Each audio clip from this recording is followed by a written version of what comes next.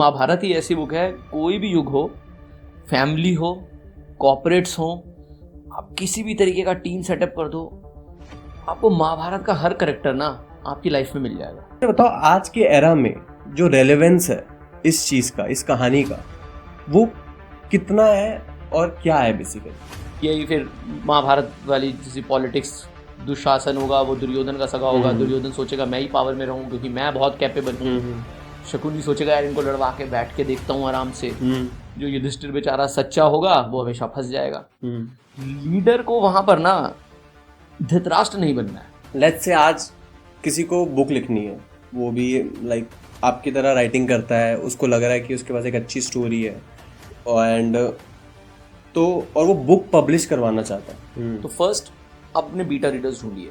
Top 3 things आपको मुझे बतानी हो कि इन सारी चीज़ों में से टॉप 3 चीज़ें जो मुझे ध्यान रखनी ही रखनी है, मतलब बाकी सारी चीज़ें फिर भी छूट जाए, पर ये टॉप 3 तो वो क्या होंगी। कॉलेज लाइफ में मुझे बहुत एक्सपीरियंस दिया है पर्सनल। ये रैगिंग, बुलिंग, ये सब भी हमारी लाइफ के पर्सनल एक्सपीरियंसेस होते हैं, सबके साथ होते हैं। आपके साथ हुआ? मेरे साथ भी हुए हैं। ऐसा क्या? मैं उस पे नहीं जा रहा, नहीं कर रहा, बट वो भी मेरी लाइफ का एक पार्ट है।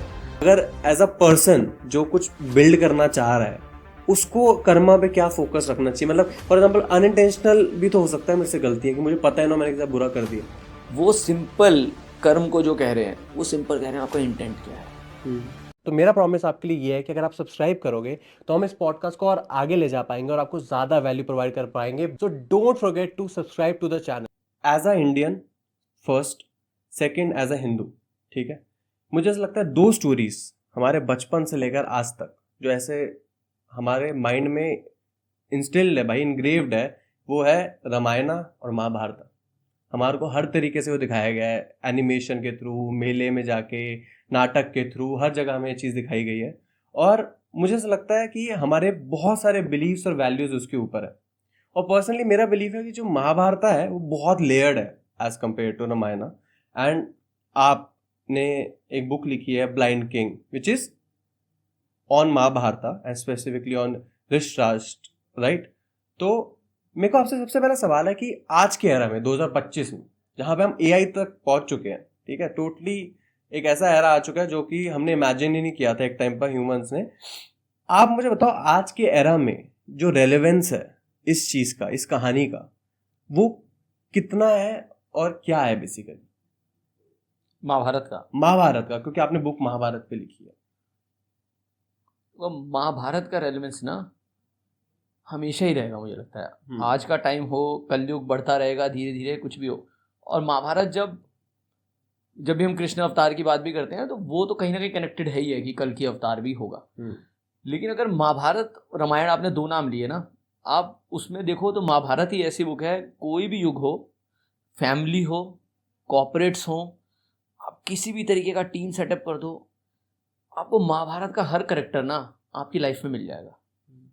आप ऑफिस में जाओगे, आपको ऑफिस में शकुनी जैसे लोग भी मिलेंगे, आपको कृष्णा जैसे लोग भी मिलेंगे, आपको विदुर जैसे लोग भी मिलेंगे, अर्जुन भी मिलेगा जो फोकस है, अभिमन्यु भी मिलेगा जो कॉर्पोरेट लाइफ के अंदर एंटर तो कर गया पर उसे उस पॉलिटिक्स से बाहर निकलने का तरीका नहीं पता। फैमिलीज में देखोगे तो हमारी फैमिलीज में ही बुआ, फूफा, चाचा, मामा में कोई मिल जाएगा, कोई ना कोई। और महाभारत भी फैमिली थी। तो महाभारत तो हमेशा रहेगी ही रहेगी। आप कितना दूर महाभारत से हटने की कोशिश करो, महाभारत आपको कभी नहीं छोड़ेगी।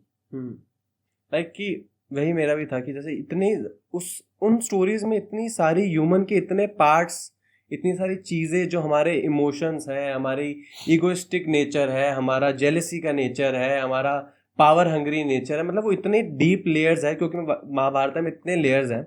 तो जैसे अब मेरा पॉडकास्ट है पर्सनल ब्रांड स्टोरी, ठीक है, हम फोकस कर रहे हैं बेसिकली स्पेसिफिकली कि 18 से 25 के लोग जो बिजनेस बनाना चाहते हैं, ग्रो करना चाहते हैं। और जैसा आपने जिक्र किया ये कॉर्पोरेट वर्ल्ड का, ठीक है, कॉर्पोरेट वर्ल्ड क्या है तो एक बिजनेस ही, बस एक बहुत बड़ा एंटरप्राइज बन चुका है वो, और उसको अब उसका कल्चर, उसको कॉर्पोरेट कल्चर बोलते हैं, और उसके अंदर आपने बोले सारे होते हैं। तो आप मुझे ये बताओ कि चलो किसी को बिजनेस स्टार्ट करना है, ठीक है, जैसे मेरे को बिजनेस स्टार्ट करना है और मैं उस बिजनेस में एक लीडर हूँ, ठीक है, मेरे पास वो सारे कैरेक्टर्स आएंगे जो आपने जिक्र करे, ठीक है। आपको क्या लगता है कि मुझे एज अ लीडर क्या रोल अपनाना चाहिए ताकि मुझे मैक्सिमम आउटपुट मिले और मैं सक्सेस की तरफ जा पाऊँ इन लर्निंग से, जो आप अभी मुझे बता रहे थे? देखो, बिजनेस हो या मैं, I am a part of a corporate life, मैंने टीम का पार्ट भी रहा हूँ और मैंने more than 20 people team manage भी करी है। ग्रेट।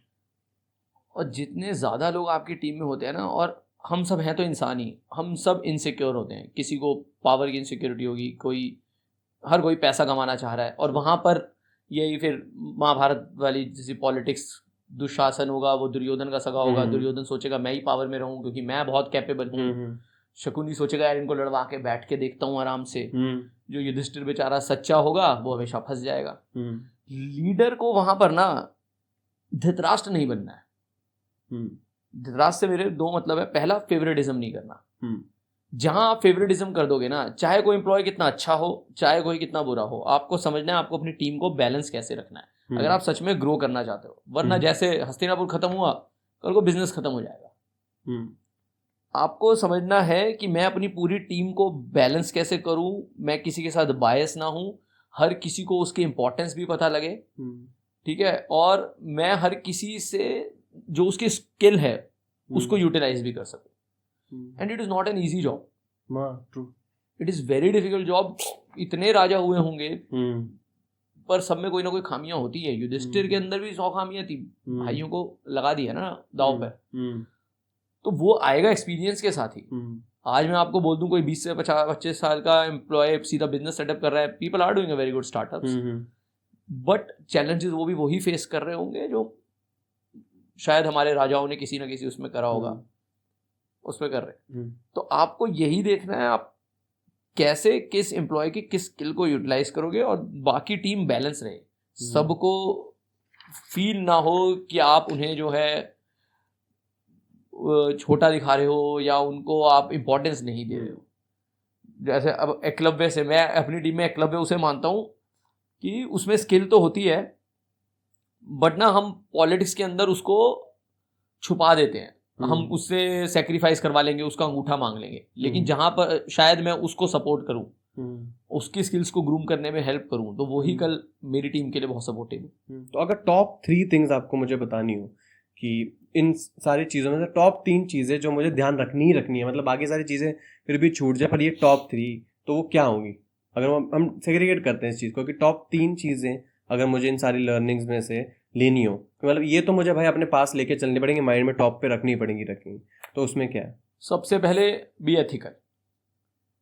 आपको अपने पूरे काम में एथिकल रहना ही होगा। आप शॉर्टकट ढूंढ के कोई अनएथिकल चीज पे जाओगे, कोई फायदा नहीं, कभी ना कभी एक्सपोज हो जाओगे, चाहे आप छोटा सा प्रोजेक्ट कर रहे हो या बहुत बड़ा बिजनेस रन कर रहे हो।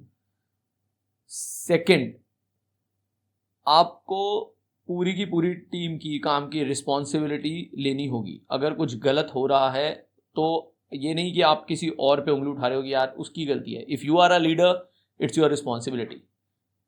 लेकिन जब कुछ अच्छा हो रहा है तो आपके अंदर इतने गट्स होने चाहिए कि आप पूरा क्रेडिट अपनी टीम को दे सकते हो। ये नहीं कि वहां आप किसी का क्रेडिट भी खा जाओ। ठीक है, तो आपके अंदर इतने गट्स होने चाहिए, yes this is my team, हमसे गलती हो गई and I am responsible for it. और तीसरी चीज जो होनी चाहिए, एक एथिकल हो गया, एक रिस्पॉन्सिबिलिटी हो गई। तीसरी चीज, I am back to same thing, आप कभी किसी से बायस मत होइए, बी प्रोफेशनल। चाहे आपकी टीम में आपका कोई नोन हो, किसी फ्रेंड का कोई रिलेटिव के थ्रू रेफरेंस आया, कुछ भी है, बट आप बायस हो गए, फेवरेटिज्म मत करिए।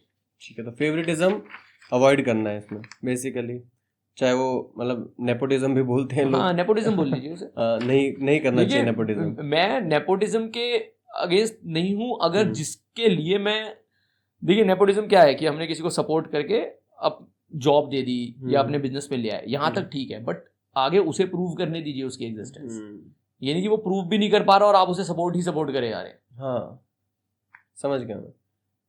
तो आपने अभी ना जिक्र किया कि आप खुद भी एक कॉर्पोरेट एम्प्लॉय और आपकी बहुत लंबी एक वो भी जर्नी है, तो आपने अभी ये बुक लिखी है, एंड मैं थोड़ा बहुत आपके बारे में जानना चाहता हूँ कि आप कहाँ से आते हो, लाइक आपकी सबसे अर्ली डेज की मेमोरी क्या है जो जो आपको लगता है डिफाइन करती है आपको, जो आपको स्कूल की हो सकती है, कॉलेज की हो सकती है, जो आपको लगता है आपका डिफाइनिंग मोमेंट रहा है जिसने आपको इस डायरेक्शन में भेज दिया जहाँ पे आप अभी हो, as a writer? As a writer, जो मतलब अभी आप अपने आपको अगर आइडेंटिफाई करते हो एज अ राइटर, और मतलब तो देन आप मुझे बता सकते हो कि ऐसा क्या हुआ है कॉलेज या स्कूल डेज में जिसने आपको इस डायरेक्शन में पुश किया? अगर मैं राइटिंग जर्नी की बात करूँ ना, आई वॉज इन 9th और 10th आई थिंक, कांटे आई थी हाँ मूवी। हाँ और उस टाइम 9 to पता नहीं 10 क्या हुआ था, हमारा एक फ्रेंड सर्कल का ग्रुप था, आज भी है वो लोग मेरे साथ। उनमें से किसी एक को जोश चढ़ा, यार हम ना अपनी मूवी बनाते हैं। और वो कहीं से एक हैंडीकैम होता था उस टाइम पर, हैंडीकैम ले आया, हम अपनी मूवी बनाएंगे कोई कांटे जैसी। तो दूसरे को चढ़ा, यार मैं ये एक्टिंग करूंगा, मुझे लगा यार मैं ये करूंगा, ठीक है मैं डायलॉग्स लिख दूंगा। अच्छा। अब ये कहाँ से क्लिक हुआ मुझे नहीं पता। मुझे आज ऐसा लगता है कि नेचर ना आपको कहीं ना कहीं से आपकी डायरेक्शन ना दिखा देता है कि आप में क्या स्किल है या आप क्या करना चाहते हैं। तो सबको कुछ ना कुछ जोश चढ़ा, तो मैंने कहा यार मैं लिखूंगा, मैं डायलॉग ट्राई करूंगा। तो उन्होंने कहा ठीक है। वो मूवी हमने बनाई, हमने कुछ लिखा, हमने बनाया, हमने शूट भी करा। मुझे नहीं पता वो आज कहाँ है, किसी के पास रखा होगा, हम ढूंढते हैं। तो आपने खुद का प्ले बनाया था? हमने एक बनाया मूवी टाइप, वैसे ही बनाया कि ये हीरो होगा, विलन होगा, गुंडे बन के ऐसे मारेगा, जो जोश में ना वही बिल्कुल जैसे दोस्त होते हैं। तो तब जब मैंने पहली बार कुछ लिखा था ना, तो दोस्तों ने बोला बढ़िया लिखा है यार। आज मैं पढ़ता हूँ या मुझे याद नहीं है, मैं अपना कुछ पुराना पढ़ने की कोशिश करता हूँ, मुझे तो कुछ ना कुछ मेच्योरिटी उसके अंदर एज के हिसाब से दिख जाती है। बट उसके बाद मेरे में क्या जोश जागा, मैंने बहुत सारी कहानियां लिखनी शुरू करी रजिस्टर के अंदर। वो रजिस्टर मेरे पास आज भी रखे हैं। मैंने एक एक रजिस्टर की कहानी लिखी कि मैं मूवी 10th क्लास में वापस 10th से 12th के बीच में मैंने शुरू कर दी थी। मेरे घर वाले परेशान थे, वो चाह रहे हैं कि ये डॉक्टर बने, मेडिकल ली मैंने पास भी करी। वो तो ठीक है, मैं मेडिकल में नहीं गया, मैं इंजीनियरिंग में शिफ्ट कर गया। लेकिन वो मैं लिखता गया ना, तो मेरे को ये हुआ नहीं यार मैं तो इससे पहले कोई क्रिएटिव एंगल नहीं था? नहीं, आपने कभी कोई ऐसे स्टेज में पार्ट लिया, एक्टिंग करी हो? मेरे को ध्यान नहीं, मैंने स्कूल में कभी। तो आपका ये आपका मतलब डिफाइनिंग मोमेंट था जब आप क्रिएटिविटी की तरफ आपके डायरेक्शन में? मैं ड्राइंग करता था। हाँ अच्छा, आप ड्राइंग में अच्छे थे? मैं ड्राइंग स्केचिंग। हाँ, मैं कार्टून्स देख के न्यूज़पेपर से बनाना, किसी और तरीके की ड्राइंग मेरी मैंने बहुत करी है। अब भी कभी मौका मिल जाए कर लूंगा, उसकी भी मेरी फाइल रखी है मेरे। मैं आपका फर्स्ट जो एक्सप्रेशन था वो ड्राइंग था? वो तो मैं अब स्कूल टाइम से करता आ रहा हूँ। अपनी आर्ट के अंदर तो स्कूल में इंट्रोड्यूस 9th-10th में इसके दौरान आपको रियलाइज हुआ एक्टिंग का करा, तो ये राइटिंग वाला ट्राई करा। फिर कॉलेज में चले गए, अब पैरेलली मैं रिसर्च करता रहता था यार, प्रोडक्शन हाउसेस कौन कौन से हैं, मेरे को मूवीज देखूंगा, लिखूंगा कुछ। सपना हो गया कि जाएंगे, बट कभी मुंबई कुछ नहीं हुआ। फिर मेरे एक फ्रेंड ने ना मुझे एक नॉवल दिया पढ़ने के लिए। कौन सा? मैंने अल्केमिस्ट पढ़ी थी सबसे पहले। Okay, alchemist, nice. तो मैंने वो डायलॉग है ना दंगल मूवी का कि छोरा या छोरी क्या फर्क पड़ता है, गोल्ड ही तो लाना है। तो ऐसे मैंने कहा राइटिंग ही तो करनी है, नहीं जा सकते मुंबई, नॉवल ही ट्राई कर लेंगे। तो फिर मैं बहुत नॉवल पढ़े, कंसेप्ट्स क्या है, क्योंकि स्क्रीन प्ले राइटिंग और novel writing both are very different thing, ठीक है ना। फिर धीरे धीरे सोचा, फिर बीच में इंजीनियरिंग में बिजी हो गए, लाइफ चीजें छूट गई, लाइफ अलग तरीके से ले गई। फिर कॉर्पोरेट लाइफ के अंदर। आपने इंजीनियरिंग किस में करी थी? मेरी इलेक्ट्रिकल इलेक्ट्रॉनिक्स इंजीनियरिंग है। ओके, और ये कौन सा ईयर है जब आपने? मैं 2009 पास आउट हूँ। 2009 पास आउट? ओके, तो आप फिर 2009 में पास आउट होके then you joined a job? हाँ, यस। कॉलेज से ही जॉब स्टार्ट होगी? हाँ, कॉलेज के बाद मेरी प्लेसमेंट हो गई थी, मैंने जॉब शुरू कर दी। ओके। फिर कॉर्पोरेट लाइफ के अंदर जब आए, तो कॉर्पोरेट के अंदर नुक्कड़ नाटक, प्लेस होते हैं, तो वहां पर मेरी कॉलेज के अंदर भी मैंने लिखा है प्लेस करे, क्योंकि वो 9th-10th में जा चुके, तो कॉलेज के अंदर प्लेस करे, वो भी लोगों को पसंद आए। पर ये नहीं छूटा जॉब में? जॉब में भी नहीं छूटा। जॉब के अंदर फॉर्चुनेटली मेरी जॉब ऐसी थी जहां पर कल्चरल एक्टिविटीज को बहुत सपोर्ट करा जाता है, तो वहां पर मेरे को और ये स्किल्स ग्रूम करने का मौका मिला। नुक्कड़ नाटक करे, प्लेस करे, फर्स्ट भी आए, डायरेक्ट करने का एक्सपीरियंस भी मिला, एक्ट करने का एक्सपीरियंस भी मिला, मैंने 2 इवेंट्स भी होस्ट करे। तो वहां धीरे धीरे स्किल्स और इम्प्रूव हुई। फिर कॉर्पोरेट लाइफ चलते गए, पर फिर अब एक टाइम लगा कि यार ठीक है, आप जब थोड़ा सीनियर लेवल पे भी आ जाते हो, आप कब तक स्टेज पे जाके करते रहोगे। और फिर मेरे को लगा और अपग्रेड भी करना चाहिए, तो बैक टू रीडिंग में हमेशा ही करता रहा हूँ। तो मैं कहा यार अब बुक ट्राई करनी चाहिए। तो अब एक्सप्रेशन का जो मीडियम था, आप राइटिंग की तरफ आ गए। बट ये बीच में 2009 pass out, started a job, और 2025, this is in like 16 years almost a journey, जब आप राइटिंग पे वापस आए हो बेसिकली। अभी बुक के हिसाब से आप कह सकते हैं ना, लेकिन बीच में मैंने बहुत प्लेज लिखे हैं, नुक्कड़ नाटक आप लिखते हमेशा से आ रहे थे। बट ये आपकी फर्स्ट बुक ही है जो आपने फॉर्मल एक पब्लिशिंग का उसमें किया।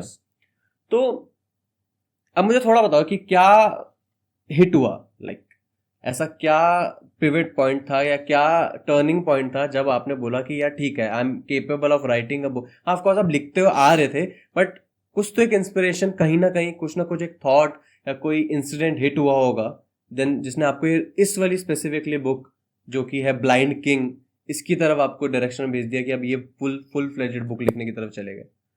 कुछ इंसिडेंट, कोई इंस्पिरेशन, कुछ तो हुआ होगा। देखो, राइटिंग करनी थी, ये हमेशा से मन था। हाँ। क्लियर था। बॉम्बे नहीं जा सकता था, फैमिली हो गई, बन गई थी, बाकी पेरेंट्स भी यहीं हैं, शादी हो गई, तो ये भी समझ आ गया। अब लिखना किस सब्जेक्ट पे है, ये एक अलग चैलेंज था। माइथोलॉजी का इंटरेस्ट मुझे बचपन से रहा है। मैं कहानियों की तरह माइथोलॉजी को पढ़ता आया हूँ। मतलब बोलना नहीं चाहिए शायद, लोग रामचरितमानस को भी ऐसे अच्छे से तरीके से पढ़ा जाता है, मैंने उसे भी कहानी की तरह बैठ के बेड पे उल्टा लेट के जगह मैंने पढ़ा है। गलत करा तो भगवान माफ करे, पर मैंने पढ़ा है।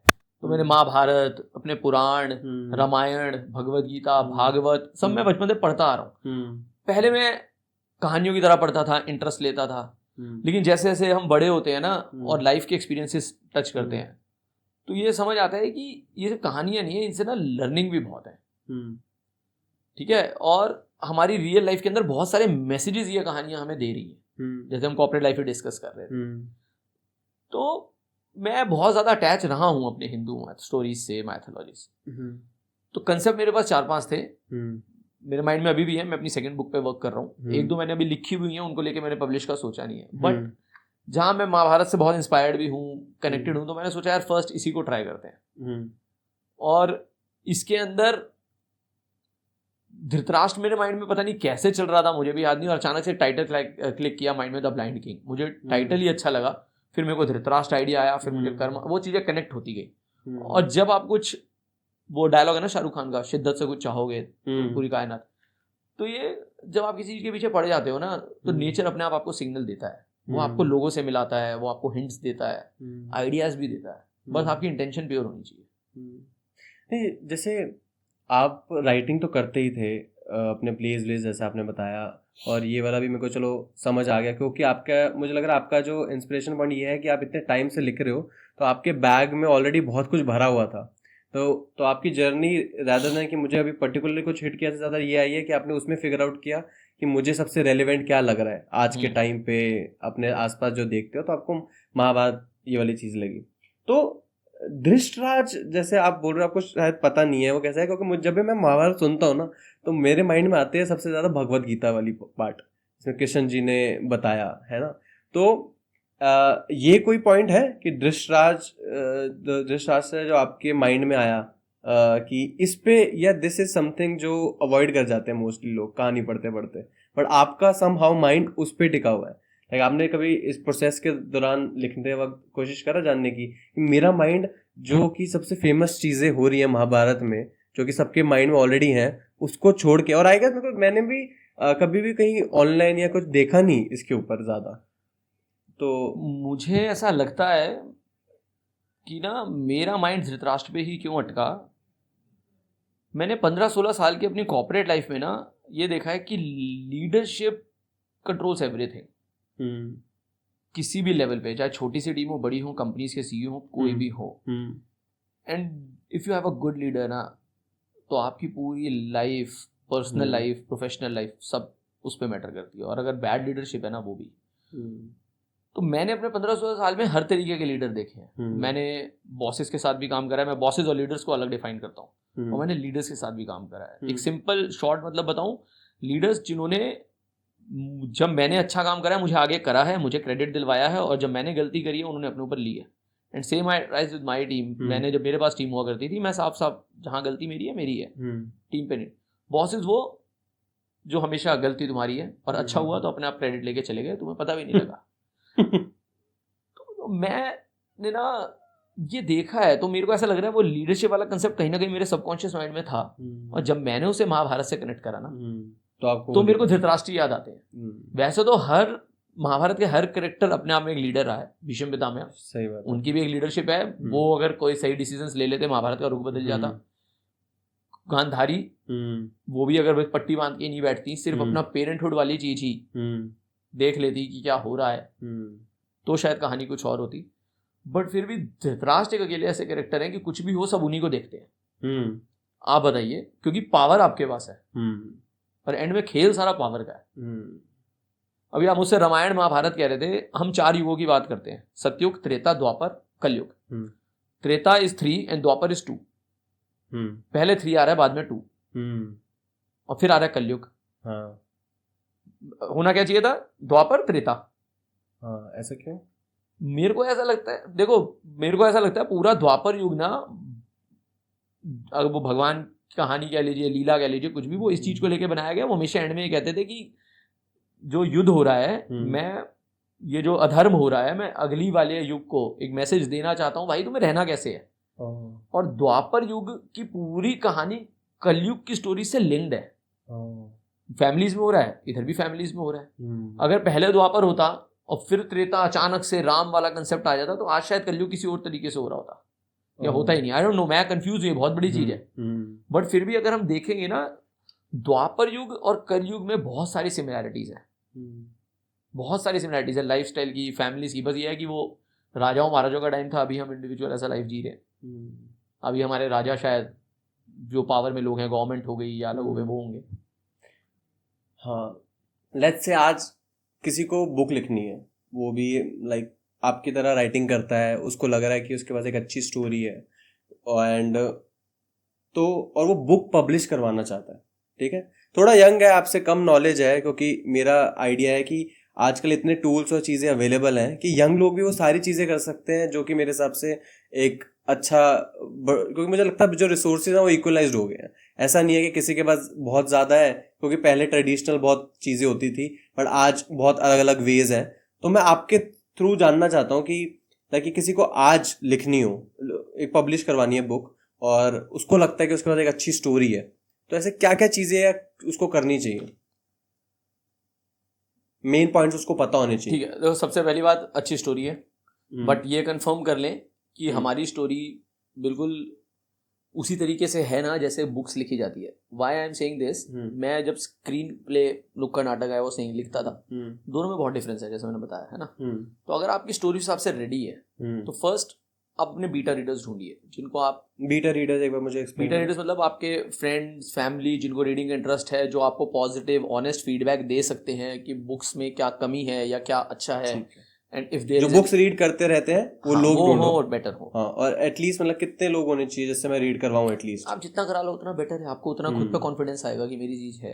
ठीक है, तो फर्स्ट मैंने एक स्टोरी लिख ली, सेकंड मैंने बीटा रीडर्स जो कि बेसिकली मेरे फैमिली फ्रेंड्स हैं, जो कि बुक्स में इंटरेस्ट रखते हैं, मल्टीपल बुक्स पढ़ते हैं, मल्टीपल रीडर्स, हाँ, उनसे बुक पढ़वाई एंड रिव्यू लिया, एंड उनसे वो लिए, और फिर मैंने चेंजेस कर दिए जो उन्होंने बोले, जो मुझे लगा ये रेलेवेंट है। ठीक है, ये मेरा फर्स्ट स्टेप है ना, ये मेरा सेकंड स्टेप है, first story, second step beta reader. अब इसके पैरेलली ही आपकी बुक एडिटेड है या नहीं है प्रॉपर, मतलब ऐसा कि उसकी ग्रामर मिस्टेक्स तो नहीं है। इसके लिए पूरे एडिटर्स होते हैं जो हमारी बुक को चेक करते हैं, और ये मतलब पेड होते हैं सारे? अच्छे तो आपको पेड में ही मिलेंगे।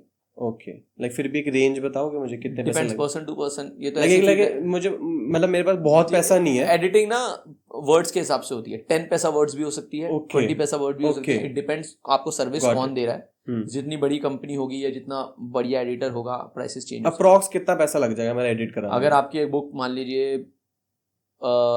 1 लाख वर्ड्स की है, हम 20 पैसा ऑन एवरेज मान लेते हैं थोड़ी देर के लिए। 10 पैसा वाले भी है, 30 पैसा वाले भी है, तो ठीक है, तो है ना, आप 20 पैसा ऑन 20,000 हो गए, 20,000 मान लीजिए एडिटिंग के अंदर, ठीक है ना, 20-25,000 आप इस चीज के मान लीजिए। बीटा रीडर्स आप अपने फ्रेंड मान लीजिए जिनको आपने दिए, उसके लिए भी आप अगर किसी टीम या कम्युनिटी के पास जाते हैं, जो हैं, बशर्ते आप उन पे ट्रस्ट करते हैं, आपकी बुक का प्रॉपर कॉपीराइट है, तो वहां पे जो वो सर्विस लेंगे। अच्छा, मुझे कॉपीराइट भी करवाना पड़ता है अपनी बुक का? आपको बुक का कॉपीराइट तो चाहिए। वो कितने लगते हैं कॉपीराइट कराने में? कहाँ पे कोई वो मैं बताता हूँ उसको, जब अभी पब्लिशिंग स्टेप पे आएंगे ना, वो उस पे चलता है। ठीक है, तो आपको अपनी बुक को कैसे सेफ रखना है आप वो देख लीजिए, वो आपके ऊपर है स्टोरीज का। ठीक है, पर बीटा रीडिंग के दौरान मुझे कॉपीराइट की जरूरत नहीं है ना? नहीं, मोस्ट प्रोबेबली 10 लोग ही तो हैं। हाँ, वो आपके अपने भी हैं तो कोई इशू नहीं है। बाकी बीटा रीडिंग का आप सबको सारी स्टोरी मत दीजिए ना पूरी बुक, मैं तो ऐसे ही करता हूँ, मतलब एक सेक्शन एक को दे दिया, एक सेक्शन एक या मैं फिर हाफ ही दे दूंगा। आपको जो फीडबैक चाहिए आपको हाफ से भी समझ आ जाएगा। नहीं, ये भी तो सही है ना, आधा किसी को दे दो, आधा किसी को दे दो। बट एडिटर्स को तो आप पूरी दोगे ना? हाँ, एडिटर्स को पूरा दिया। हाँ, उसमें डर रहता है एडिटर्स में कॉपीराइट रह सकता है,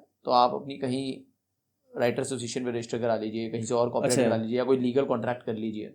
एडिटर्स के साथ ही। हाँ ठीक है। हैं लोग ऐसे। ठीक है, तो एडिटिंग मैंने दे दिए पैसे 20,000 पे, एडिट करा ली, और अब आपकी बुक रेडी है, मेरी बुक रेडी है ना, आपकी publish स्क्रिप्ट होने रेडी है, मैन्युस्क्रिप्ट आपकी रेडी है। ठीक है। अब पब्लिशिंग इंडस्ट्री में ना 3 टाइप से पब्लिशिंग हो रही है आजकल। पहले टाइम पे there was only traditional publishing. Traditional publishing is कि बहुत लिमिटेड पब्लिशर्स थे, top publisher like Penguin, Harper, Westland, we all no.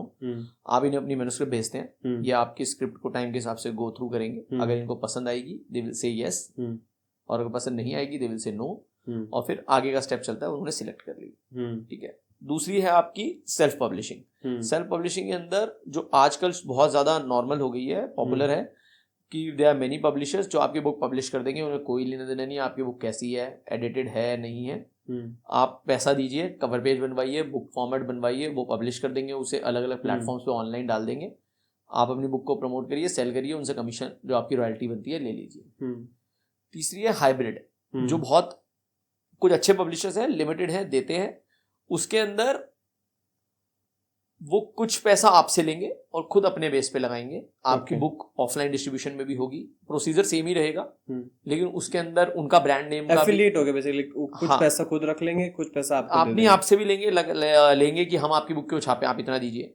लेकिन वो अपने ब्रांड को लेके बहुत सीरियस हैं, तो उनको मैटर करता है कि अंदर एडिटिंग कैसी है, ठीक है, कंसेप्ट कैसा है, तो वो उस पर भी ध्यान रखेंगे पैरेलल। पर ये ऑप्शन है मेरे पास कि मुझे कैसे सिर्फ पब्लिश कराने, मुझे कोई ब्रांड की जरूरत नहीं है। हाँ, सेल्फ पब्लिशिंग कर लूंगा। ऐसे भी हैं, कोई है ऐसे बहुत सारे पब्लिशर्स हैं, आप गूगल पे सर्च करो, बहुत पब्लिशर मिलेंगे। बस मुझे ये लिखना है कि सेल्फ पब्लिश, हाँ आपको मिल जाएंगे। नहीं तो आप Amazon भी डायरेक्टली आज के टाइम पे आपकी बुक पब्लिश करता है। There is a business concept going, POD, print on demand. Okay, तो बेसिकली आपने एक बुक छपा ली, उसको अपलोड कर दी, और आपने एक बुक नहीं छपवाई है, आपकी बुक Amazon पे दिख रही है। हाँ। उसका जो सेलर है वो बंदा है जो प्रिंट ऑन डिमांड पे करता है।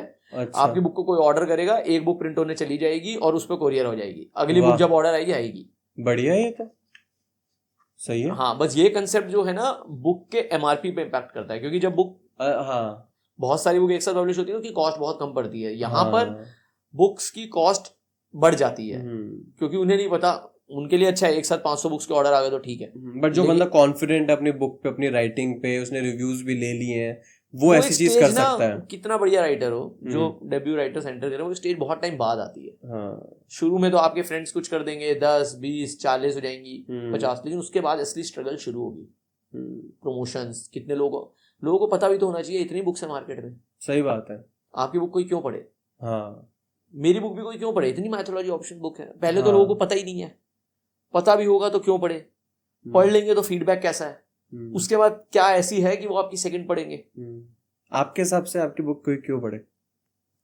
मेरी बुक कोई क्यों पढ़े? अगर कोई एक्चुअली माइथोलॉजी लवर है ना, और खासकर महाभारत से, तो महाभारत पे अभी तक ना जितनी भी बुक है, कोई धृतराष्ट्र के पॉइंट से नहीं है जो हम डिस्कस कर रहे थे। हाँ। और सेकंड पॉइंट, मेरी बुक अलग क्यों है? अभी तक जितनी बुक महाभारत पे है किसी के पॉइंट से हो, चाहे द्रौपदी के हो, कर्ण के हो, सारी बुक्स में उन कैरेक्टर्स को जस्टिफाई करा जा रहा है कि अप टू द वॉर, जिस वजह से हम महाभारत सुनते हैं, यहाँ हुआ, युद्ध हो गया, ये जीत गए, पांडव जीत गए। मेरी book after the war concept पे है। ओके, युद्ध खत्म हो गया है, अब रहना कैसे है साथ में। साथ में रहने से मतलब है कि धृतराष्ट्र को रिस्पॉन्सिबल मानते हैं फॉर ऑल द थिंग्स जो पांडवास ने फेस करी। द्रौपदी का चीरहरण, वो अज्ञातवास में रहे, वनों में रहे, और धृतराष्ट्र उन्हें रिस्पॉन्सिबल मान रहा है कि भाई मेरे बच्चे मार दिए, खासकर मेरा सबसे प्रिय बेटा दुर्योधन। और अब युद्ध के बाद वो आए हैं कि हम भी इसी महल में रहेंगे, आप भी रहिए। बहुत टाइम बाद वो लोग वनवास में गए, तो अब आपको रहना है भाई उनके साथ। वो स्टेज भी तो देखिए ना। हम लोग माइथोलॉजी स्टोरी सिर्फ उतनी ही जानते हैं जितनी बुक्स में लिखी गई हैं, जितनी कहानियों में बताई गई है। हाँ। मेरे भी 37 साल अगर कोई कहानी में सुनाएगा, 37 ईयर्स की लाइफ, तो मेन बताएगा कि वो छोटा था, वो ऐसा था, शैतान था। हाँ। फिर उसने कॉलेज स्कूल में इतने नंबर आए, बीटेक में गया, उसके बीच में मैं क्या खाता हूँ, मेरा नेचर कैसा है, मेरे दिनचर्या क्या है, मैं किसी से कैसे बात करता हूँ, बहुत सारी चीज नहीं पता। और शायद जिसको पता होगी वो अलग तरीके से सुनाएगा।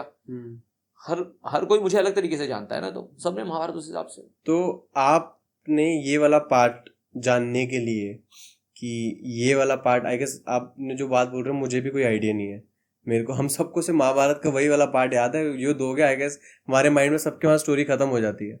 और अगर आपने इसमें गया तो आपको इसके बारे में कहाँ से पता चला, मतलब ये कहाँ अवेलेबल है ये कंटेंट, या आप किस जर्नी पे गए इस चीज को जानने के लिए कि उसके बाद क्या क्या हुआ? देखो उसके बाद क्या क्या हुआ, मैंने उसके बाद की कोई कहानी पूरी नहीं लिखी है। मैंने इसके बाद का ये लिखा है कि जब वो साथ रहने आए ना, तो धृतराष्ट्र ने भीम को मारने की कोशिश करी थी पर मार नहीं पाए थे। उनका स्टैच्यू आगे कर दिया था कृष्ण ने। तो वहां पर धृतराष्ट्र जो है कृष्ण के आगे रोते हुए कहते हैं कि भैया मेरी क्या गलती थी कि मेरे सारे बच्चे मर गए, मैंने क्या गलत करा। तो आफ्टर द वॉर से मेरा मतलब है this book is about the conversation going between Krishna and Dhritarashtra and all Pandavs, Kunti, Gandhari, they are there. और ये चल रहा है कि मेरी क्या गलती थी। तो कृष्ण जो है धृतराष्ट्र को बता रहे हैं कि वो क्या इंस्टेंसेस थे ड्यूरिंग पूरी महाभारत जहां पर वो एज अ लीडर, मैं क्यों इतनी देर से लीडरशिप पे फोकस कर रहा था, जहां वो एज अ लीडर अगर कुछ राइट डिसीजंस ले लेते तो महाभारत होती ही नहीं। वो ही फेवरेटिज्म नहीं करते, एथिकल रहते, जो जेन्युइन होना चाहिए प्रजा के लिए, वो पूरे टाइम में फादर बने रहे।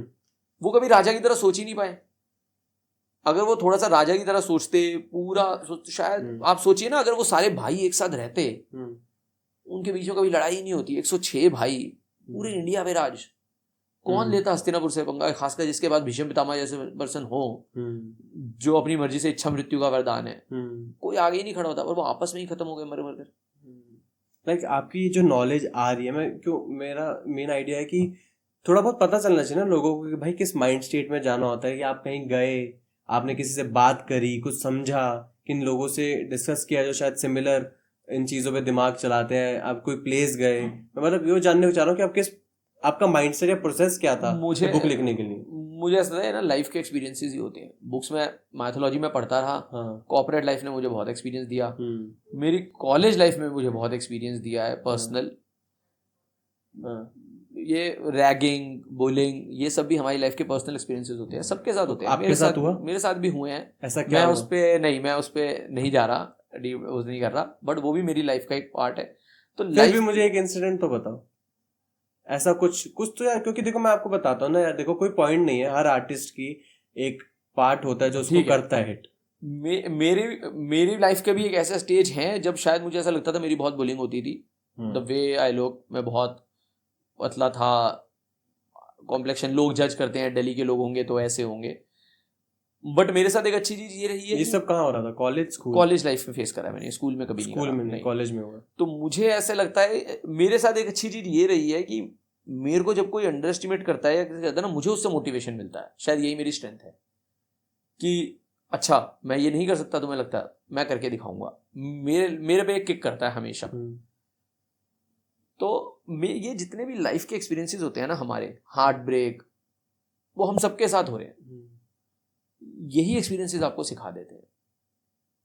नहीं, मैं ना एक चीज नोटिस कर रहा हूँ, आप ना बहुत पॉजिटिव आउटलुक लेके चलते हो लाइफ में, बट मुझे पर्सनल एक्सपीरियंस भी और मैं काफ़ी आर्टिस्ट से मिला भी हूँ, मुझे ऐसा लगता है कि जो फ्यूल है जो उनको लाइक, क्योंकि जो ये जर्नी होती है आर्टिस्ट वाली, ये अनसर्टेन जर्नी है, टोटल जजमेंट वाली जर्नी है। कोई आपकी बुक पढ़ेगा एक जजमेंट लेके जाएगा, आपसे बात करेगा एक जजमेंट लेके जाएगा, और as an artist, as a writer, आपको हर बार अपने आप का एक ना एक रूप दिखाते रहना है। ठीक है, तो मैं जानना चाहता हूँ कि लाइक कौन सा वो एक पार्ट है जो आपको लाइक वो फ्यूल देता रहता है? लाइक एक बुलिंग वाला हो सकता है शायद, लोगों को दिखाने वाला कि मैं दिखा दूंगा कि जिन्होंने मुझे ऐसा बोला था वो, या फिर हो सकता है कि आपके मॉम डैड फैमिली में कुछ ऐसा हुआ हो। अब ऐसा कुछ नहीं है, एक टाइम पे था, मैं एग्री कर रहा हूँ इस चीज से कि मेरे को कोई कहता था ना, आपको लग रहा है कि आप पूरे उससे उभर चुके हो अब मेरे को फर्क नहीं पड़ता। फर्क नहीं पड़ता अलग चीज है, पर उभर चुके हो एक अलग चीज है। हाँ, अब मैं अपने लिए, एक टाइम था जब मुझे लगता था कि मैं ये करके दिखाना चाहता हूँ, क्योंकि मुझे ऐसा लगता था। किनको प्रूफ कर रहे थे आप? पता नहीं, अपने मॉम डैड को? बुली वालों को तो नहीं, शायद बुली वालों को, मुझे ऐसा लगता है मोस्ट प्रॉब्ली बुली वालों को। हाँ, बट अब नहीं, अब मुझे कोई फर्क नहीं पड़ता, अब मैं अपने खुश हूँ। मैं ना हमेशा ये देखा है लाइफ में ना, हमें अगर लग भी रहा होगा ना कुछ गलत है, वो अच्छा ही रहा होता है। मेरी लाइफ ऐसी बहुत सारी स्टेजेस ऐसी हैं जब मैं परेशान रहा, मेरी कॉर्पोरेट लाइफ में भी ऐसी है, लेकिन उसका आउटकम हमेशा मेरे लिए फायदे में निकला। मेरी एक बार कॉर्पोरेट लाइफ में एक रेटिंग इम्पैक्ट हो गई पॉलिटिक्स के चक्कर में, हमारे ABCD होता था। तो मुझे एक्सपेक्टेड कुछ और था और कुछ और आया और मैं परेशान यार। लेकिन मुझे बाद में पता लगा जिनकी रेटिंग बेटर थी उनके आउट ऑफ डेली ट्रांसफर्स हो रही थी। आप समझ रहे हो? तो ऐसे मेरे पास बहुत एग्जांपल्स हैं। हाँ. तो आज मेरे साथ कुछ चैलेंजिंग भी हो रहा होता है ना, मेरा एक माइंड इसी चीज पे वर्क कर रहा होता है, यार इससे क्या अच्छा होने वाला है, ढूंढो ढूंढो, और मैं ढूंढ रहा होता हूँ। दूसरा, इतनी एक्सपीरियंस करने के बाद, खासकर बुक लिखते वक्त, इस बुक के अंदर ना कर्मा के ऊपर बहुत लिखा है मैंने। कर्म के 10 लॉ होते हैं, 10-12 लॉज होते हैं, आप पढ़ो तो और मैं कर्मा पे बहुत मानता हूँ। मेरे लाइफ के एक्सपीरियंसेस ऐसे हैं, आप बस करते रहो, आपका इंटेंट क्लियर होना चाहिए, दुनिया को जो लग रहा है लगने दो।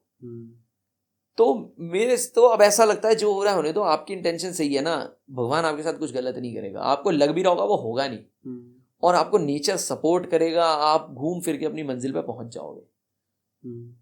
और जब से मैंने ये बुक लिखी है, मैं अपनी प्रमोशनल स्ट्रेटजीज पे हूँ, मुझे लोग मिल रहे हैं, लोग मुझे सपोर्ट कर रहे हैं, लोगों को चीजें पसंद आ रही हैं, और वहां आपका कॉन्फिडेंस और बढ़ता है। मैं कर्मा पे थोड़ा और बात करना चाहूंगा। मैंने रिसेंटली एक इंटरव्यू देखा किसी एक बहुत बड़े बिलियनर का, और उन्होंने मतलब शॉकिंगली, मैं पर्सनली भी, मेरे कोर बिलीफ्स नहीं थे ये सारे के, बट जब तुम सुनते हो किसको, जब इंस्पायर मतलब तुम करते हो, देखते हो भाई उनको एक पेडेस्टल पे रखते हो, वो कुछ ऐसी बातें बोलते हो, तो then you think about it. उन्होंने बोला कि मेरे प्रोफाइल में मैंने बहुत सारे एंटरप्रेन्योर्स पे पैसा लगाया, और एक फैक्टर है जिसमें मुझे ऐसा लगता है कि कुछ एंटरप्रेन्योर्स निकल जाते हैं और कुछ नहीं निकल पाते, is Karma. And I was shocked जब मैंने सुना कि, और मुझे लगा वो ऐसा बोलेंगे कि भाई कोई हार्ड वर्किंग होगा, कोई XYZ होगा, किसी के पास कोई टेक्निकल बैकग्राउंड होगा, या कुछ ऐसा बोलेंगे। मेरे को एक्सपेक्टेड ये था, पर जब उन्होंने कर्मा बोला तो आई वाज शॉक्ड कि भाई कर्म मतलब ये जो चीजें हम लोग, हमारे फंडामेंटल्स, और वो बाहर के बिलियनर्स हैं, वो फॉरेनर हैं, और हम बचपन से ये कर्मा वाला शब्द सुनते आ रहे हैं। हमारे घर में माँ बाप, मॉम डैड बोलते हैं भाई जिसके कर्म है वो भुगतेगा, जिसका वो है, और तुम आसपास सुनते रहते हो ये चीज। तो अगर आपने इसके ऊपर रिसर्च करी और आई गेस आपने लिखा है जो आप बता रहे हो इस पे, तो आपको क्या लगता है कि किस तरीके से कर्मा इम्पैक्ट पड़ता है, और अगर एज अ पर्सन जो कुछ बिल्ड करना चाह रहा है उसको कर्मा पे क्या फोकस रखना चाहिए? मतलब फॉर एग्जांपल अनइंटेंशनल भी तो हो सकता है मेरे से गलती है कि मुझे पता है ना मैंने किसी बुरा कर दिया। देखो, जो अनइंटेंशनल हो रहा है हाँ, उसे तो भूल जाओ, वो तो गलती से ही है। मेरे को ऐसा लगता है, मेरा जो मानना है, वो जो आप बिलीनियर की बात कर रहे हो, जो उनका ये पॉइंट है ना, वो सिंपल कर्म को जो कह रहे हैं, वो सिंपल कह रहे हैं आपका इंटेंट क्या है। आप किसी भी फील्ड में किसी भी पर्सन से मिल रहे हो, आप क्या चाह रहे हो, आपका इंटेंट क्या है, आपकी फीलिंग्स क्या है उसके बिहाइंड। आप कोई नेगेटिव वाइब के साथ हो, आप कुछ अपना लालच निकालना चाह रहे हो, या आप सोसाइटी को सपोर्ट करना चाह रहे हो।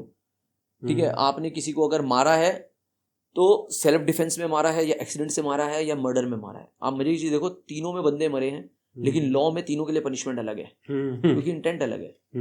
आप गाड़ी चला रहे थे, आपने बंदे को जानबूझ के मार दिया, मर्डर, सजा अलग। आप गाड़ी चला रहे थे, गलती से मार दिया, सजा अलग। आप गाड़ी चला रहे थे, आपने ड्रिंक कर रखी थी, सजा अलग। तो लॉ भी पनिशमेंट उस कर्मा पे, आपके इंटेंट के बेस पे ही दे रहा है। तो कर्मा क्या कर रहे हैं, क्या हो रहा है, गलती से हो रहा है, यहां बैठे हम भी तो कर रहे हैं ना। वो दो ही, यही है, आपका इंटेंट क्या है, और आपका इंटेंट ही आपका पूरी लाइफ ड्राइव कर देगा। लाइक कि हाँ, मतलब एंटरप्रेन्योरशिप की भी जो कोर बिलीफ है वो है प्रॉब्लम सॉल्विंग। आप किसी की प्रॉब्लम है उसको सॉल्व कर रहे हो, और उसके बदले में आपका एक बार्टर सिस्टम हो रहा है। आप उसको कुछ उसकी प्रॉब्लम सॉल्व करने के लिए दे रहे हो, बदले में वो आपको पैसे दे रहा है। अब इसमें आपकी इंटेंट अगर किसी को बेवकूफ बना के पैसे लेने की है, तो आई गेस वो फिर आप खराब लॉन्ग टर्म नहीं सर्वाइव कर पाओगे। आप ये ना, कर्मा की साइकिल ना बहुत कंफ्यूजिंग है। हम शायद बहुत छोटे हैं। अब कई बार क्या होता है, हमें लगता है यार ये तो फ्रॉड है, और देखो ये तो करोड़पति बैठा हुआ है, ये कैसे कमा रहा है। सही बात है, ये कई बार होता है ना। या हम कॉर्पोरेट ऑफिस में कहते हैं यार ये तो कुछ नहीं करता, बॉस का चमचा, और इसे मिल तो 20-20% हाइक रहा है। तो अब मैं अगर ये बोलूं कि इसके पुराने कर्म अच्छे होंगे, वो हमने कभी देखे नहीं है, तो हम इसे हमेशा गाली दे रहे होंगे, या हम उसे कोस रहे होंगे, जो भी है। मतलब लाइफ ना, अगर 360 डिग्री उस पर देखो ना, तो सिर्फ एक चीज पे ड्राइव नहीं हो रही। आप उसे सिर्फ कॉर्पोरेट ऑफिस में उसके काम पे देख रहे हो, हमें उसकी बाकी लाइफ नहीं पता। आपके हिसाब से किसी के 20% आ गए इंक्रीमेंट और आपका हुआ 15 और किसी का हुआ 13। अब 13 वाले को देख के अपने लिए सेटिस्फाई नहीं होते, आप 20 वाले को देख के ना हमेशा परेशान रहोगे यार उसका 20 कैसे आया। बट कई बार आप देखोगे ना, ये मेरे साथ हुआ है, 20 वाले % का इंक्रीमेंट पूरा शायद किसी के इलाज में जा रहा होगा, आपको नहीं पता उसकी पर्सनल लाइफ, वो किसी की सेवा कर रहा है, उसकी लाइफ पे उसकी फैमिली का ही प्रेशर है, उसके पिताजी, उसकी मदर, उसका बच्चा है ना, और आप कमा सिर्फ 13% या 15% ही रहे हो और आप लाइफ की लग्जरी एंजॉय कर रहे हो। ठीक है, हम हमेशा वही देखते हैं यार, मैंने इतना करा, इसने इतना करा, हमें नहीं पता उसकी लाइफ बाकी कितनी। अमेजिंग यार, अगर ऐसा सब सोच ले मेरे हिसाब से तो आई गेस 90% प्रॉब्लम्स ही सॉल्व हो जाए। आप दूसरे का कुछ नहीं कंट्रोल कर सकते भैया, अपने में खुश रहिए। बट आई गेस जर्नी आपके हिसाब से बेस्ट चल रही है और उसे और बेस्ट बना सकते हो तो बना लो। आई गेस ये चीजें अप्लाई करना एक टोटली डिफरेंट जॉब है, मुझे लगता है एक हैबिट है, प्रैक्टिस में लाना, ये हैबिट और प्रैक्टिस है ना, एक्सपीरियंस ही आएगी, एक्सपीरियंस आएगी। इतना इजी, मतलब वही मैं लगता हूँ कि यार मुझे ऐसा लगता है कि यार ये चीजें सुनने में कितनी अच्छी लग रही हैं और आई गेस काश ये मेरे पे इम्प्लीमेंट हो जाए तो कितना बढ़िया लाइफ हो जाए कि मैं किसी और से जेलस ना फील करूँ जो मेरे से ऊपर है, या जो कोई नीचे है उसको वैसे नजर से ना देखूं। बट ये है कि ये हैबिट ही है, प्रैक्टिस ही है। दूसरे से ऊपर होने के दो ही तरीके हैं, या तो उसकी लकीर काटने पे फोकस रखे रहो या अपनी लकीर बढ़ा लो। पॉजिटिव तरीका है अपनी लकीर बढ़ाने पे फोकस रखो, दूसरे को आपको सोचने की जरूरत ही नहीं है। दूसरे को काटने की सोचते रहोगे ना, कल को कोई और दूसरा आ जाएगा, फिर उसकी काटोगे कोई तीसरा आ जाएगा, आपका फोकस हमेशा वहीं रहेगा, आप अपना पर्सनल ग्रो कर ही नहीं पाओगे। एंड पर्सनल ग्रोथ से मेरा मतलब पैसा नहीं है, पर्सनल ग्रोथ से विजडम, लाइफ की लर्निंग, सब कुछ है। सिर्फ पैसा कमाने थोड़ी ना आए यार, छोटी सी जिंदगी है, घूमो फिरो, दुनिया देखो, जो मन है वो करो, सीखो। तो लास्ट में मैं आपसे एक चीज पूछना चाहूंगा, ये ब्लाइंड किंग जो आपकी बुक है, अब जैसे मैंने आपको बताया मेरा जो प्राइमरी पर्पस है कि मैं चाहता हूँ कि भाई जो यंग लोग हैं वो एक अच्छी नॉलेज के साथ एक अच्छी चीजें बनाए, बिकॉज मेरे को ऐसा लग रहा है हमारी लाइफ भी छोटी होने वाली है, अब वो टाइम नहीं रहा है अब कि हम लोग बहुत लंबा जिएंगे। अब मुझे ऐसा लगता है कि हमारे पास टूल्स भी अब ऐसे मिल गए हैं कि एक बहुत यंग एज में बहुत सारी चीजें बनाई जा सकती हैं। तो मेरा रिचुअल यही है कि मैं जो पॉडकास्ट बना रहा हूँ वो है कि 18 से 25 साल के बंदे जो बिल्ड करना चाहते हैं अपनी खुद की चीजें, तो अगर वो ये बुक पढ़ते हैं आपकी द ब्लाइंड किंग, जो कि इंस्पायर्ड बाय महाभारत है, और ये जो बुक है उसमें वो क्या लेसन्स हैं जो आपको लगता है वो लेके जाएंगे और जो उनको बुक पढ़नी ही चाहिए वाली, ऐसे कुछ मेन आपको लगता है लेसन्स वो लेके जाएंगे यंग बंदे जो उनकी लाइफ में। तो आप इमेजिन करो आप यंग हो, आज आपके पास ये नॉलेज है और आपने ये बुक लिखी है, और यही नॉलेज यही लेसन्स आपके पास उस एज में होते 18 to 25 में, तो वो क्या चीज़ है जो आप लगता है कि उस एज ग्रुप के बच्चे को अप्लाई हो जाती? देखो लाइफ ना इज ऑल अबाउट एक्सपीरियंसेस, और हर स्टेज में, हर फेज में, स्कूल, कॉलेज, हमेशा में नए एक्सपीरियंस होते हैं, और लाइफ हमें मौका देती है to groom in a better way skills को। महाभारत या जितनी स्टोरीज हमें बचपन से सुनाई जा रही हैं, पंचतंत्र, एक तो वो उस टाइम इसलिए नहीं, वो कहानियों की तरह नहीं सुनाई देती थी, बचपन में भी हमें वो पंचतंत्र, एकता वाली कहानियां, एकता में अनेकता, वो इसलिए सिखाई देती थी कि हम उससे सीख क्या रहे हैं। और एक ही कहानी अब बार बार पढ़ेंगे ना, हर टाइम बाद उससे नई लर्निंग देगी, क्योंकि हमारी लाइफ के एक्सपीरियंसेस चेंज हो गए होंगे। भगवद गीता कितनी बार भी पढ़ लो, फौजी पढ़ेगा उसके हिसाब से उसे सही लगेगा, डॉक्टर पढ़ेगा उसके हिसाब से लगेगा, टेररिस्ट पढ़ेगा उसे उसके हिसाब से सही लग जाएगी, क्योंकि हर कोई अपना कर्म कर रहा है। ब्लाइंड किंग जो मेरे माइंड में है, जब मैंने लिखी थी, my all thought was around the leadership and intent, again Karma focus.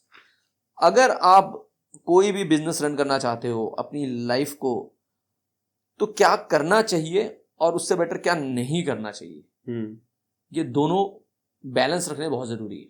True. तो ब्लाइंड किंग ना आपको वो लीडरशिप स्किल्स बताएगी, वो गलतियां जो एक लीडर कर सकता है और उसका इम्पैक्ट कैसे होगा, कैसे हम गिल्ट में जा सकते हैं इन फ्यूचर। ठीक है, वही मैं वापस उसी पे आ रहा हूं कि धृतराष्ट्र ने अगर लाइफ में फेवरेटिज्म नहीं करा होता, ये सब नहीं करा होता, तो कुछ और ही होता कहानी। मैं नाम नहीं ले रहा अभी, मैं रिसेंटली, कोई है, मेरे को हंसी आ रही है बताते हुए, जो बिल्कुल फेवरेटिज्म में बिलीव करते हैं। उन्होंने अपने पूरी टाइम में पूरी टीम में सिर्फ एक ही को सपोर्ट करा, लेकिन मतलब वो ऑफ कोर्स आप मुझे डिटेल में बताओ किनकी बात करो, पर मैं नाम नहीं ले सकता। कॉन्टेक्स्ट में बात करो कि जॉब कॉन्टेक्स्ट, लीडरशिप, हाँ मैं जॉब में ही बता रहा हूँ, बट context है, मैं okay. उसी में बता रहा हूँ, पर मेरे को वो धृतराष्ट्र की तरह लगते हैं। ओके। तो पूरे टाइम उन्होंने फेवरेटिज्म करा एक एम्प्लॉय को, पूरी टीम को माइक्रो मैनेज करा जैसे उन्हें पसंद है, इवन कौन कैसे बैठेगा और किसके साथ बैठेगा। कॉर्पोरेट लाइफ के अंदर मैंने इतना वो कहीं नहीं देखा, मैंने अभी रिसेंटली देखा है, ठीक है, तुम इसी के साथ बैठोगे और 15 दिन में चेंज, कि किसी को अपना डेवलप ही नहीं होने दिया आपस में बॉन्ड, की कोई उनसे ज्यादा पावरफुल ना हो जाए। इस लेवल तक मैंने माइक्रो मैनेजमेंट देखी है, ठीक है। और मैं सोचना, पूरी टीम मैंने हमेशा फियर में ही देखी है, क्योंकि इस पर्सन के पास इतनी पावर है कि वो उनको निकाल भी सकता है। Okay, got it. ठीक है, अब लेकिन आज क्या हो रहा है, वो जॉब छोड़ रहे हैं और वो सबसे पूछ रहे हैं मेरे साथ कौन चलेगा। कोई नहीं जा रहा। मेरे को बोलना चाहिए था, नहीं बोलना था, आई डोंट नो। अमेजिंग। कोई नहीं जा रहा। अब इससे उन्हें लर्निंग मिलेगी नहीं मिलेगी मुझे नहीं पता, आप और चाहे उनको लगता हो उन्होंने 100% सब कुछ सही करा है, बट ये ना लाइफ के कुछ ऐसे मोमेंट्स होते हैं बाद में, ये मेरे पे भी है, हमें तो लग रहा है हम सही कर रहे हैं, लेकिन लाइफ हमेशा हमें एक ऐसा चांस देगी जब हमें पता लगेगा कौन हमारे साथ है और कौन नहीं है। तब हमें पता, तब हमें अगर रियलाइजेशन हो जाए ना कि मैं कहाँ गलत था, वो जरूरी है। हमेशा दूसरों में गलती निकालना और खुद के अंदर झांकने में से ज्यादा जरूरी है खुद के अंदर झांकना। आप दूसरों को नहीं बदल सकते। दीपांशु भाई, थैंक यू आपकी जर्नी के लिए। आप ऑल दी बेस्ट। आपसे बात करके बहुत मजा आया। आई होप आपकी बुक बहुत लोग पढ़ें, ये सारे लेसन जो मैंने आज लिए हैं वो सारे आपकी बुक के थ्रू भी लें। एंड या thank you, all the best. Thank you.